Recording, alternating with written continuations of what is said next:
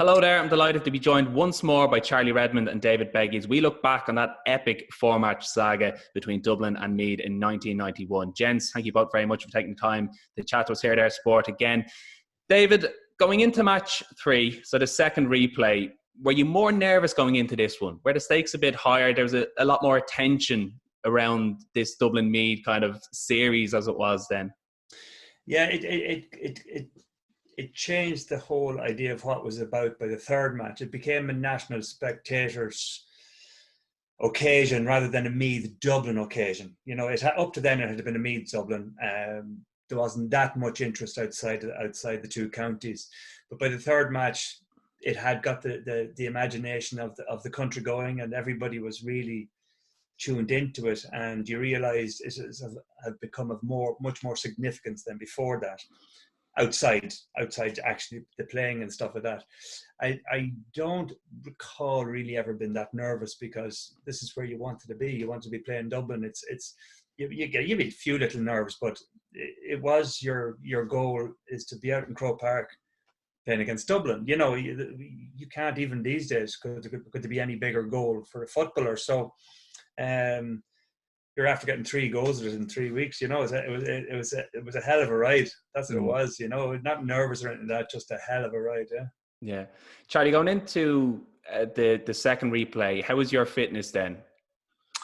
Not great. I just had an operation from the injury that I had got in the first game, and I think about 3 or 4 days before the game I had a small operation, but I hadn't fully recovered. But I was asked would I go on the bench, because they reckon I could get about 15 minutes, and I was brought on for the first half of the extra time.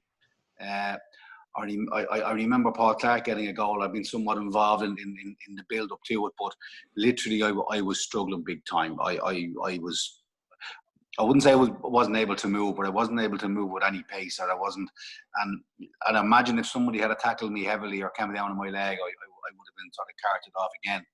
But no, I got the 15 minutes out of the way, and I was taken off again. And again, as I said before, our bodies were sort of structured for 70 minutes, and we still weren't. And even coming into the games, the week before games, we were doing very little training. We were spending a lot of time over in Jury's Hotel, getting massages in the swimming pool, making sure we were well prepared. But literally doing very, very little training. And if we were out on the field, there was very little football being played. It was just like kicking the ball over the bar, or a bit of passes to one another. But there certainly wasn't any physical contact coming into those, because people were hurting. The games were tough games. They were hard hitting games, and you couldn't really afford to go out training, because if you got a little knock in training, it was literally going to put you out for the following weekend. So we were going in fresh. We were going in tired. The muscles were aching. We were ready to go. We wanted to go. And as Dave quite rightly said, you're a footballer. It's summer. It's Croke Park. It's a sunny Sunday afternoon. You're going to play against Meath. Where else in the world do you want to be? Mm. How difficult was, I suppose, recovering, David? I suppose you were one of 4 players for me that would have played all the minutes throughout the course of the series. But how difficult was it trying to just get your body to recover, because these matches were so intense and so physical?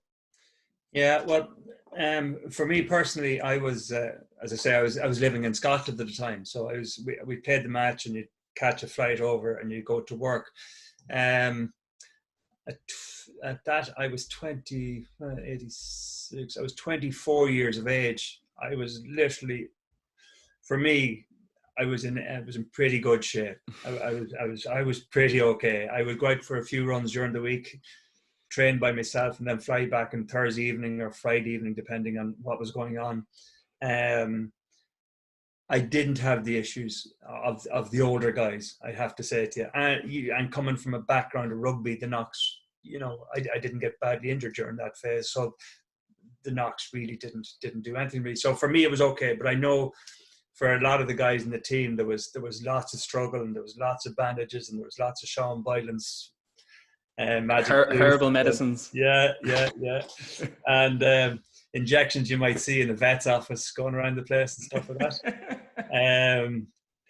But you did what you did to get on the pitch, you know. But for me personally, I was in good shape at the time, so no problems really. Yeah. Looking, I suppose, at things on the pitch then, over the course of the 70 minutes, I suppose, is it fair to say, David, correct me if you disagree, that Dublin probably were on top until Bernard Flynn's palmed goal was kind of a turning point that galvanised Meath as a group, you know, to really show that possibly Dublin couldn't kill off the game. They may be dominant, but they didn't have that wherewithal to really kill off the game. Yeah, and I think that was that kind of notified our 91 season in so many matches, even after the Dublin match, Roscommon in the All-Ireland semi-final, Wicklow the next game we were out and we had to draw against them and replay against them. Even against Down in the All-Ireland final, we were 11 or 12 points down with 10 minutes to go, and only the referee blew the whistle up with no extra time, nearly before full time. We had Down on the rack. Now, they were the better team and they got ahead by so much, it was very hard to catch them. But it was that faith you had in your own players and your own team that, like, when things are going wrong, it's not going wrong because we're not trying.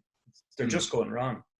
But when you stay within the moment, and you always stay in the moment, and particularly against Dublin, it's the exact next thing. Like, I never looked up at the scoreboard against Dublin because it was irrelevant to me to know what the score was. It wasn't going to make any difference to what I was going to do in the next few moments, whether we're 10 points ahead or 10 points down. I was still going to do my very best to get the outcome I would require, which is probably a score or a free or something like that. So, if we were down by a couple of points against Dublin, I wouldn't have known how many points we were down by. Okay.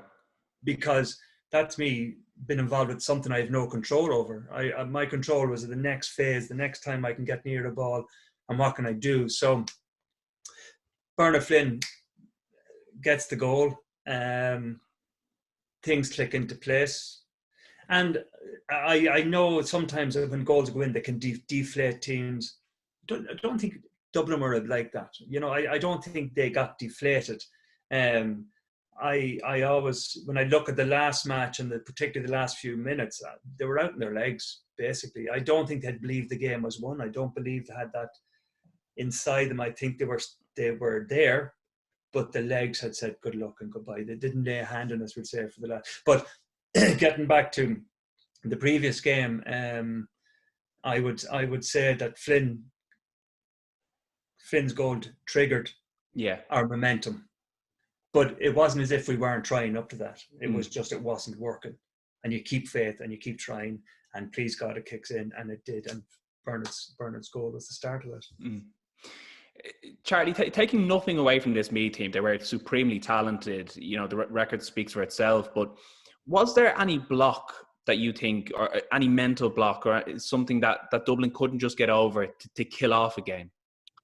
I don't think there was a mental block. I think we had the opportunity, I think, in 3 of the 4 games, or probably 4 of the 4 games, to win the game, and we never got it done. I don't think it was a mental block. I think that just when those moments came, Meath were able to raise their game, and probably we weren't able to at that stage. We had probably put so much into the game coming up to that moment that we were, when they raised their game, we weren't there. I think their resolve and their experience probably showed an awful lot more than ours. They had 2 All-Ireland medals. They'd lost 2 All-Ireland finals. So their experience and resolve was a lot greater than ours was possibly at that time. And that certainly came to the fore in at the times it needed it most, and which was nearly every game. Like, we were probably coming into the end of each game, we were on top, and yet coming into the end of extra time, we were actually the ones trying to get the last score to level the game. So in that way, they obviously showed their experience better than we did. But as regards a mental block, certainly not, because while we respected the team, we always felt we were as good a team as Meath, even though they had the medals and we didn't. But we always felt, and every time I went onto the field against Meath in those times, you knew what was going to, the competition that was going to present in front of yourself. You knew it was going to be tough. You knew it was going to be hard. You knew there was, the old cliche, no quarter given and none asked and unexpected. And that was the way it was for Meath. And it never changed. It never changed. You made a great point there about the experience. I can remember if we had to go to the well during the game, we played against Cork in '88, and we got out with a draw by the skin of our teeth. We got hammered around the pitch that day in the first match against Cork, and there was only seconds to go, and we got a free. Some people say it wasn't. I was taken down, but I know that's another story. But I can remember that game was buried. We were done and dusted, and we just got out. And it was the last moment of the game, and we came back in the replay, and we done well, and we won an All-Ireland. And I think that game really, really stood to us with the Dublin thing, because we realised it's just not over until the whistle. I agree with you, and it's you had that resolve that we got from that fourth game that carried us through, through the middle 90s. Yeah, that game is never over till it's over, and it's never won till the referee, blows his final whistle. And we learned from our mistakes. Yeah. You luckily didn't make the same mistakes that we made, but you had learned through experience exactly how to cope at those times in the games, where we only probably learned from that game in '91. Yeah, I think you're right. Yeah. Before we move on to the final match, David, I have to bring up one moment with yourself. Similar to Vinnie Murphy 2 weeks previous, it was yourself bearing down on goal just at the end of extra time. Now, granted, I don't think you got the shot away this time. You were swallowed up by the Dublin defence, but I say there was a few Meath people cursing you for not getting a shot away. Yeah, I don't remember which time.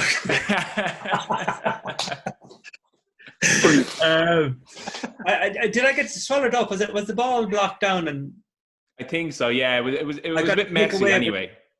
Yeah, I think it's, yeah. Again, there's so many things happen during the game, and they only become really relevant when you're looking back. At the time, you do what you think is right at the time, and that's why, maybe with Vinny and the lack of experience, but for me, if I smelt a goal, I go for goal. That's what it'd be like. Now, if I hesitate, I'd have to see it again, to be honest with you, to see because I hate if there's a hesitation there, that would annoy me. But if I was doing what I felt it was right, I don't care. If I felt I was doing the right thing and it doesn't work, I'd rather do the right thing and it not work, and then shying away from it and looking for somebody else to take responsibility, because then you can't be out there, because there's a lot of heat out in that pitch, and you have to make split-second decisions, and you've got to trust yourself, and and if you think you've done the right thing and it doesn't work out, well, I don't mind that. I don't. But if you run away from it or hide from it, I don't like that. So hopefully I didn't run away and hide. No, I don't think you did, to be fair. So we're on to July 6th then, the final match in the series, the third replay.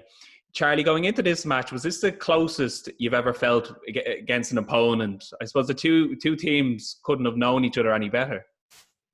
No, as I said, the 5 or 6 years prior to it, we've been battling one another year in, year out, and you knew you were going to be playing Meath. Yeah.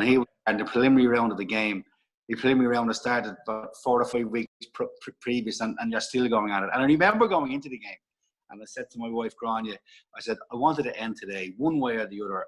We got to end this today. And little did I know that a few hours later, I'd be wishing we had got a draw out of it. But it was, I know they say familiarity breeds contempt, but in our case, it actually familiarity breeds a lot of respect. Because going into that series, there wasn't an awful lot of love between the two teams. There was respect, but not a lot of love. And probably at the end of the game, there wasn't a lot of love. But after that game, I think the two teams began to appreciate one another a little bit more than they had in previous times. There was admiration for what they'd achieved. They'd won a great series, albeit, taking it from us in the last moment of the game. But yeah, it was. I think what grew out of it was actually better than what we were going into, because the teams became friends afterwards, and we have tremendous respect, and there probably is a little bit of love over there that wasn't there previous. Yeah. I think that for a series that started off quite toxic, there's no doubt there was discussions as well.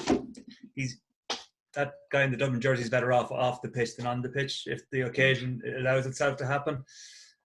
And I'm sure the same conversations in the Dublin setup. That would have that conversation would have changed to this is a big occasion. This is Meath and Dublin. We're two guys. We're literally putting on a show for the country nearly at that stage, you know. And it changed. Like both of us were doing the one thing rather than against each other, you know. And whoever won, you know. Now that's easy to say now for me, but there was a much different feeling that day. There was much like. It was like the parade. It was like a celebration, nearly, of the matches. Well, that match went live, did it not? The last match was on a Saturday night. It was on a Saturday afternoon, and I remember being a bright summer,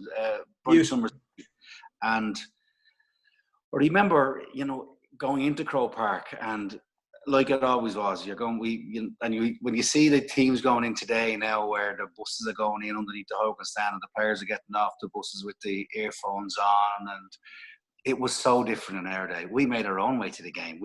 Sometimes the guard would stop you going to the game. They wouldn't let you park the car, and they wouldn't. You'd be telling them, "Listen, we're playing." Yeah, you know how many people have told me that today. You know, and you were sleeping in your own bed, but everything, you know, and it's strange when you see it today compared to what it was like, and people probably, the players today wouldn't believe what it was like in those days. You pitched up on your own and you went in, and we generally would meet. We had to be there 45 minutes before the game. That was what the rule had told me, to be in the. But we'd always be there an hour and 20 minutes before the game. So you go out and watch the minor match or watch a bit of it, you know, and we'd be there. But this game was just, the whole country was watching. And you knew the whole country was watching, and it Dave was right. It took on like a celebration of a game that we were. This was a celebration of all that was great about Dublin-Meath. I know at the time, or shortly afterwards, there was some conspiracy theorists out there believing that the GAA concocted this saga as a response to Italia 1990 and what the soccer guys had done in Italy, and the great thing, the enjoyment that he gave to the country. And probably people were thinking that a lot of the GAA had lost a lot of young kids to soccer because of what happened. But I can assure you that wasn't the way of it. Every ball in that field was contested, you know, to the utmost. And as I said before, nothing was given, nothing was asked. And at the end of the day, the goal that Meath got, it started down in the canal end in the Cusick, and it worked its way up. And I think there was one stoppage in the middle of the field. He got a quick free, and the free was taken quickly, and it was worked. And suddenly it ends up in Kevin Foley's hands, and he's offside. He's inside the square. He's everything. And he taps the ball, and there's no one in front of him, you know. And like, I don't think Kevin Foley was ever that far up the field in his life. And I don't. He never passed the halfway line in his life. Sure, I think by the time you kicked the ball, he hadn't got back over the halfway line to go back. He didn't know where it was. What was your reaction when that went in, David? Was it just a sense of shock? No, it's a sense of what you do now. No, that's what I'm saying. Again, to watch a game is so different to playing a game. You don't have the same emotions whatsoever. I think that Kevin scored it, but I can't remember going, oh my God, what the hell is Foley doing? I remember him going past me. I really do. I remember him going past me. So where is he going? But he scored the goal. But literally, it was to get yourself up, because we always wanted. We didn't like John O'Leary doing the short kickouts. Really hated it, because Dublin were quite good at it. And our whole thing is that if a score or ball went dead, that we'd get as many men marked as we possibly could up front to force a longer kick out from John O'Leary. Because, you know, we fancied our chances around the middle of the field. You had Liam Hayes and Jerry McEntee, you know, great guys around the middle. So goal goes in. What's the next job to do? Now, it sounds quite boring and quite kind of, God, you don't let yourself go, but you don't let yourself go. You really have to go back and keep in your tasks. So when I went in, is where do we go to? What do we do next? You know, because I think if you even watch the match, it's not realised, but John kicked the ball long, and I think Matty McCabe caught the ball, and he doesn't get any credit for that one at all, because Liam Hayes is shown on the TV coming up the sideline. It looks like Liam won this great ball and came up the sideline. You know, Liam gave a great pass, in fairness, into PJ, but was Matty McCabe actually won that ball, and it's like the unsung hero, you know. And it never gets mentioned, and there's no footage of it. I'd never seen a photograph of it anywhere. It'd be lovely if we could find out that for him, you know, because it was a really important win to do. So that's as quick as the point happened after the goal. So it was literally ball kicked out, bang, oh, and so this happened in 20, 30 seconds. Like, yeah. On the TV coverage, I think Mick Dwyer was doing the commentary. He was actually commentating on the goal. He was giving us his opinion on the goal. And if I remember correctly, he's still talking about the goal when I think Berna gave the ball to you. Was it? No. PJ tell you. What it was that Mick O'Dwyer thought, he says, the right man has the ball. And I think he thought you were Flynn. And you know where Flynn was? Flynn was up in the stand, injured, right? He wasn't even on the right man has the. I have so very few moments in my sport. The one thing, and it's still throwing back at me now. Lads still, oh, there's Flynn. How are you, Flynn? The right man has the ball now. You know? The poor was off the pitch at this stage. No, really mine, yeah. Yeah, really, that really bothered me. You should have kicked a wide and a blame Flynn. Yeah. Lads, I know you spoke about the incident in our previous show, but Colin O'Rourke got a hefty shoulder from Keith Barr, and then he goes off injured, but he returns.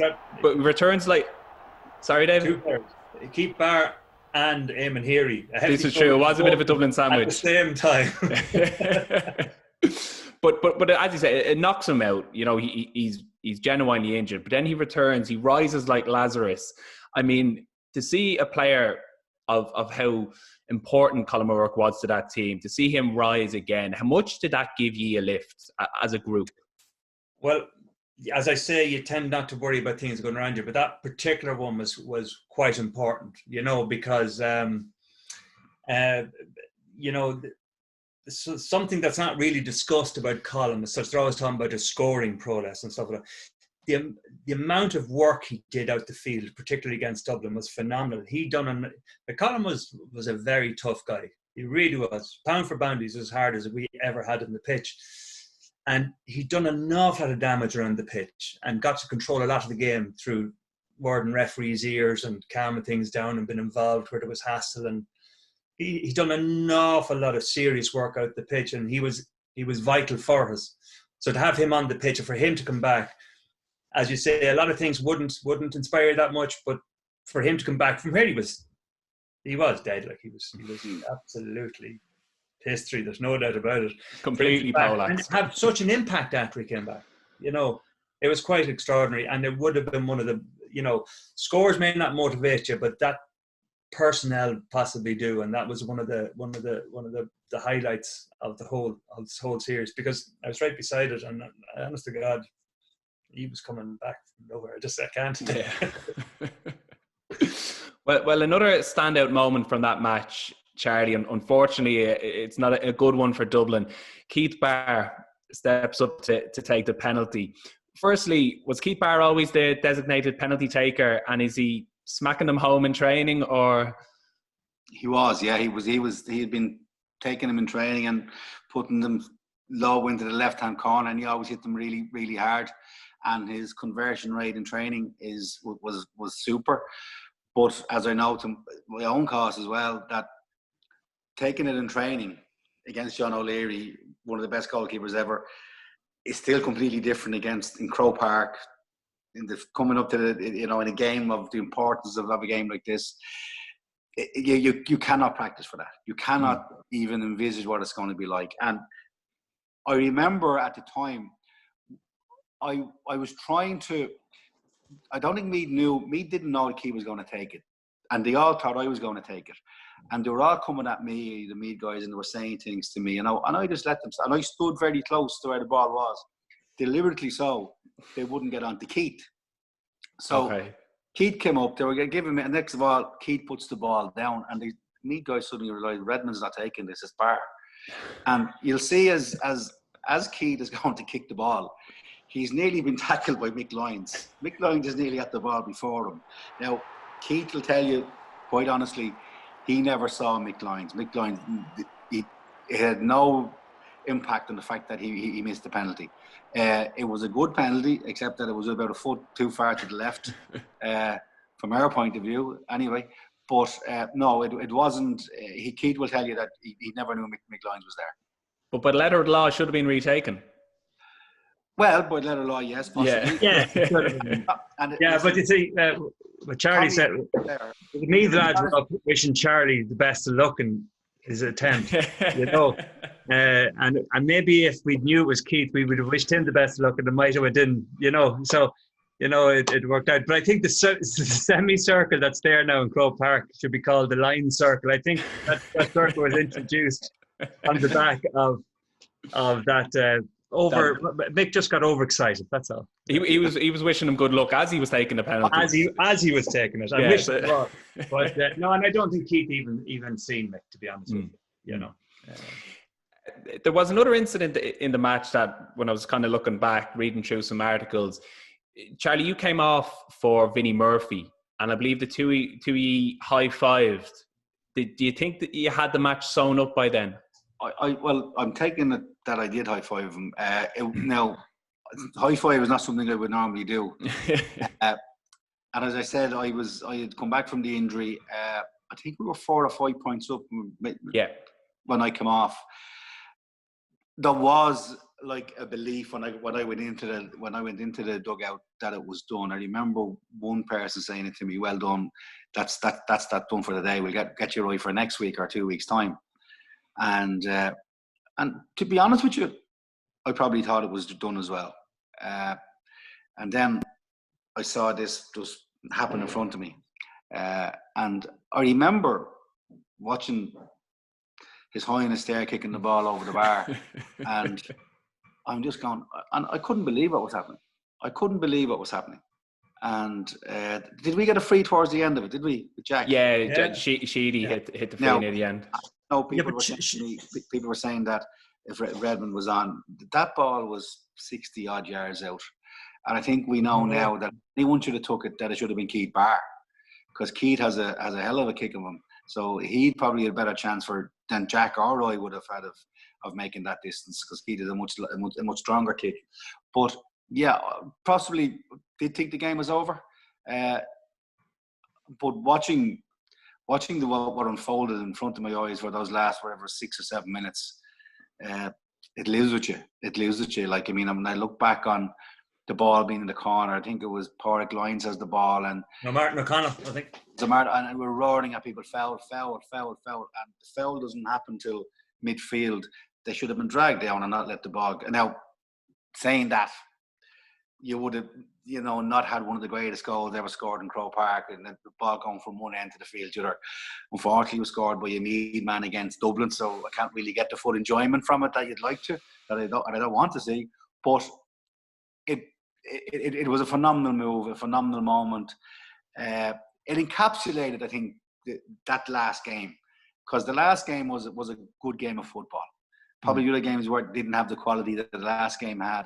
But the last game was a good game of football, and to finish it with the goal and then the point, and then we having a chance at the end was probably the best way it could have been. I know that Tommy Carr afterwards said it was like a death in the family, and up to that, I'd never experienced that. So I didn't really know what he was talking about. But I remember having a huge hollow feeling leaving Croke Park that particular evening. And for yourself, David, I suppose we're coming to the end of this, unfortunately. But what were the celebrations like? Were they a bit muted almost? It was just more of a sense of relief that you finally got over the line. This saga has finally come to an end. Well, there was a couple of things. I think the finish to the game was befitting of the 4 in a row. It just happened to Meath have that finish as opposed to Dublin. I think it was the way to finish them 4 matches for it to be so dramatic, because it deserved that dramatic finish, because there were so phenomenal games between us. There was no celebrations at all after the match. There was, I think, if you look at the pitch after the game, you'd see fans jumping around the place. I don't think you'd see too many players jumping around the place.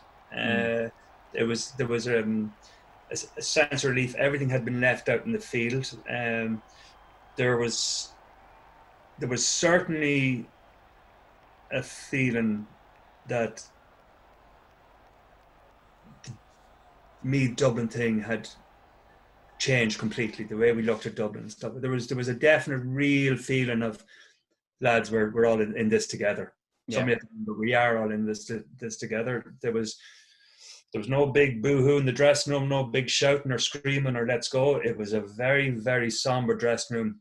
It's over. Thank God we won. But I don't ever remember any victrola from any of the players. Nobody. Sense of relief. And to be honest, ultimately it was a failed season. We lost the All-Ireland. And for a very long time, the 4 in a row was, after losing the All-Ireland, the 4 in a row was a little bit irrelevant for a lot of us for a long time, because we didn't achieve what we set out to achieve, and that was to win an All-Ireland. And that hurt for a very long time. 4 in a row is very special now, without a doubt. But when you lose an All-Ireland, there's no point having a great first round. And very, I suppose, a very peculiar incident then happened after the match. Both teams met up in the Mansion House for a civic reception. Yeah, we remember it was like Dave was right. It was a very sort of somber affair, because we were sort of sitting on one side, and 10 yards away was all the Meath guys together, and we didn't really mix an awful lot. But I remember, and it wasn't, I don't know why we went. I know the Lord Mayor invited us in, but it probably wasn't the right thing to do, because I know I felt completely out of place, and I'm sure you guys did too. And you probably would have much preferred just to go home. And although the fact that I lived in Meath, you're probably better off not going home for a few days. But I remember the speech from Liam Hayes or Tommy Carr? No, Tommy Carr. Yeah. It was like really. No, we weren't down, but by God, we were down after that speech. He took it so hard, so personal. It was. I don't know if you remember it, Charlie, but my God, it was literally, we'll all get our coats and go home, because it was dreadful. Not Tommy in the speech, so depressing, you know. When Tommy spoke, like he said things of meaning, and he wore his heart on his sleeve. Yeah. And if Tommy Carr said something, you knew one thing: it was honesty you were getting. Yeah. And he never, ever, ever said anything in the dressing room that didn't grab your attention straight off. Yeah. So obviously, it wasn't in your dressing room when he was talking to you guys. No, this was in the Mansion House. Oh, that speech in the Mansion House. Yes. Yeah. Because I think Liam Hayes made a 10-second speech. I don't think he wanted to rub salt in the wounds. And then Tommy got up and spoke, and it lasted for about half an hour of just powerful words. Yeah, no, it was War and Peace, and it was brilliant. But it certainly knocked any joy out of winning. So. I do remember I said, I wish you'd hurry up and finish. Come on, I want to go get a nice point out here. You want to go back to the Breffni Inn? I think I got fired out that night. Gentlemen, my final question, we'll leave it on a positive note. I believe both sets of teams still meet up for a game of golf, or you did anyway. Did for Is a that while, still the case? Lately, but we did, yeah. Yeah, we did, yeah. I think we won the golf the last time we played, so they said they wouldn't take us on again, so because we were cheating. We were told the boys couldn't take another defeat ever in their lives again, so we had to let them do it by their doctor's orders. I think the last we played was in Rathcore in Mick Lyon's place, and so it was an away victory for us. Yeah. We meet up a lot. We're great. It's great. Like the lads are brilliant. Like and have the crack. And when you have the likes of meeting Eamon here, you're going to have some night when you meet the likes of Eamon and Keith Barr, and it's always great to meet them. You know. It brings people close together. And they do beat us all the time with golf too. Well, at least you're honest. Gentlemen, listen, that is the power of sport, the power of Gaelic football. I really appreciate you both taking the time to chat to us here at Air Sport. Genuinely. Thanks so much. Cheers. Thank you.